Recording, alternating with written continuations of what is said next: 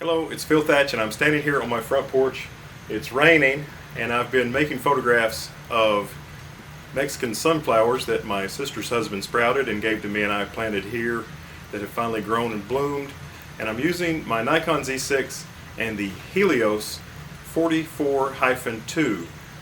My particular copy is from 1976. This is a famous cult classic lens that is known for its beautiful circular bokeh and also known for some excessive but beautiful lens flare.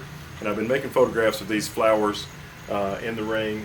I've lost the sun now. I did have some sun that was helping me with bokeh balls and such, but it's kind of gone away now. Also, I'm filming this clip with the Helios 44-2, so that'll give you an idea of what it looks like, and also on the Z6.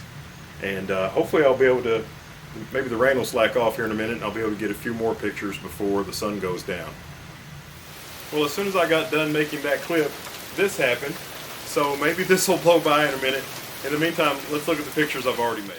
So this shot right here has probably more of the Helios 44-2 characteristics than any other photograph in this video. You can definitely see the swirly bokeh in the background, and it was raining during this shot, and these flowers, these Mexican sunflowers, are backlit, and you can even see the swirly bokeh in the raindrops that are being caught in the sunlight as it's falling. And then this is the same flower but from the side, a little bit less rain during this one. You can still see some swirly bokeh in the background, but not quite as much.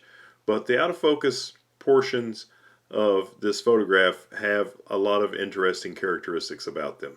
So those first two photos that you just saw were made out in the front yard, and then the hard rain that you saw happened, and then I came out here in the backyard on the back porch where I'm standing now.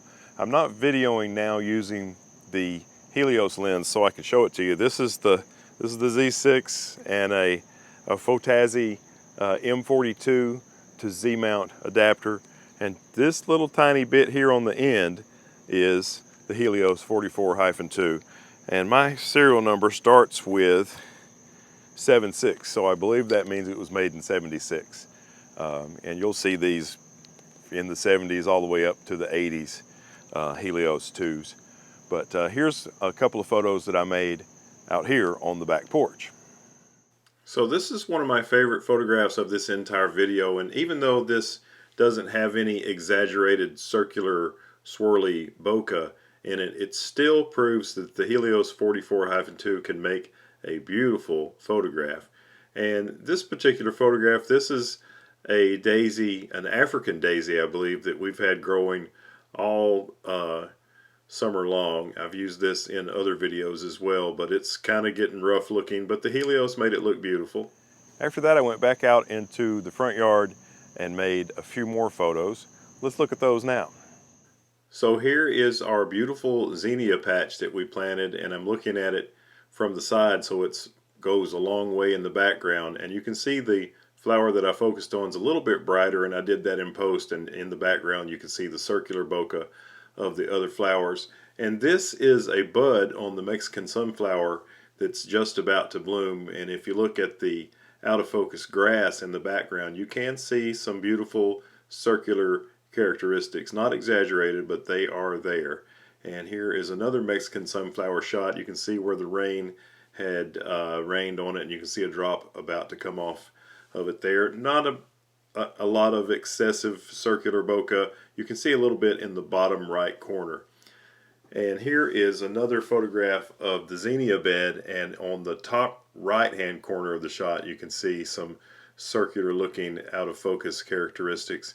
And it's just really beautiful the way this lens renders out of focus characteristics, but it doesn't always show up in a swirl. Now this shot right here I made the next morning.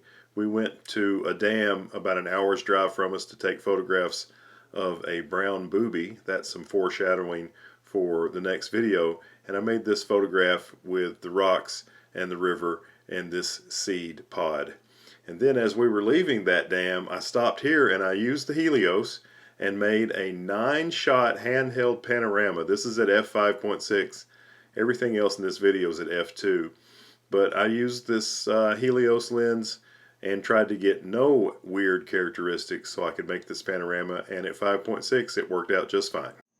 Well, I've got a lot to learn about how to get the best out of the unusual characteristics of this lens. You know, I'm used to trying to get a photo perfectly sharp, which is the best characteristic of a lot of my lenses, but this lens is not an extremely sharp lens, but it does have just amazing qualities that hopefully you got to see some of during this video. And so there will be a lot more Helios content coming up. I actually have another one of these that should be coming in today. I just wanted to order a pair so I could make sure that I had a good example. And so I'm going to compare those two at some point. And I appreciate you taking the time out of your day to watch this video. If you liked it, give me a thumbs up. And if you want to see some more, subscribe and hit the bell. And as always, I look forward to seeing you in the next one. Bye-bye.